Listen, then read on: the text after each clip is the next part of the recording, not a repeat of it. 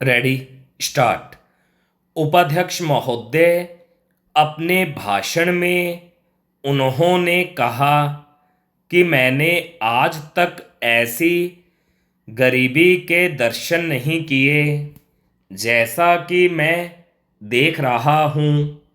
ऐसी गरीबी जब हम स्वतंत्र नहीं थे तब अवश्य देखने को मिलती थी, लेकिन स्वतंत्रता के पश्चात मैं पहली बार ऐसी गरीबी देश के किसी भाग में देख रहा हूँ।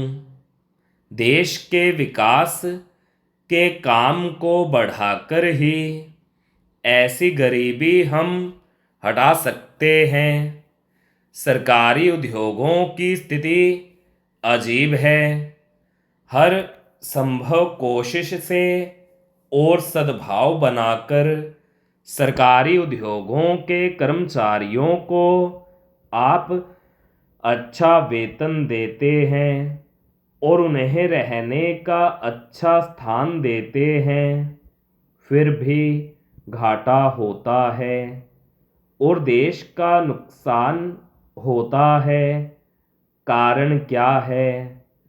कारण यह है कि आपकी औद्योगिक नीति गलत है और जो रुपया आपके पास है उसको भी आवश्यक काम के लिए खर्च नहीं कर रहे हैं।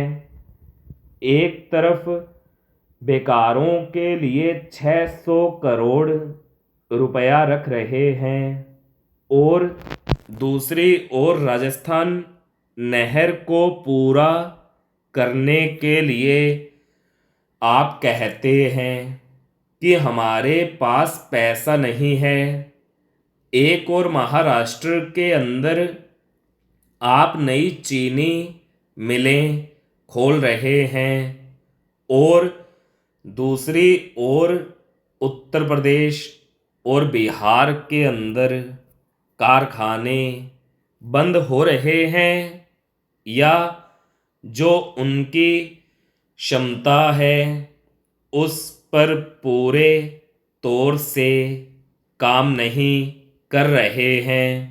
यह कोई औद्योगिक नीति नहीं है, इसलिए यह कहना ठीक नहीं है कि हमारी औद्योगिक नीति सफल हुई है। मंत्री महोदय कहते हैं कि वे सिंचाई के लिए एक सिंचाई आयोग बनाएंगे।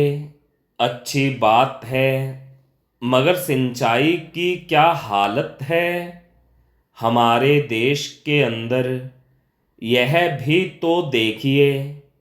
जिस समय हमारे देश में कोसी बांध का काम शुरू हुआ था उस समय पाकिस्तान ने एक बांध पूरा कर लिया था।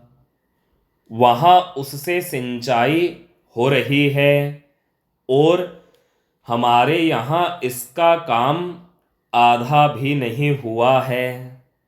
राजस्थान नहर शुरू हुए कितने वर्ष हो गए हैं, परंतु अभी भी वह बनी नहीं।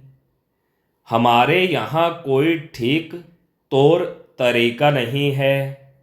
मंत्रियों और सांसदों के मकानों के लिए करोड़ों रुपए निकल सकते हैं, मगर देश के उद्योग के लिए, देश के किसान और मजदूर के लिए जो रुपया चाहिए वह नहीं मिल सकता।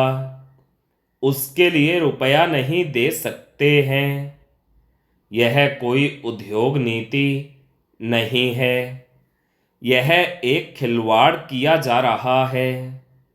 मैं कल सदन को बतला रहा था कि कुछ सड़कें विश्व बैंक की सहायता से बनने वाली थीं। स्टॉप।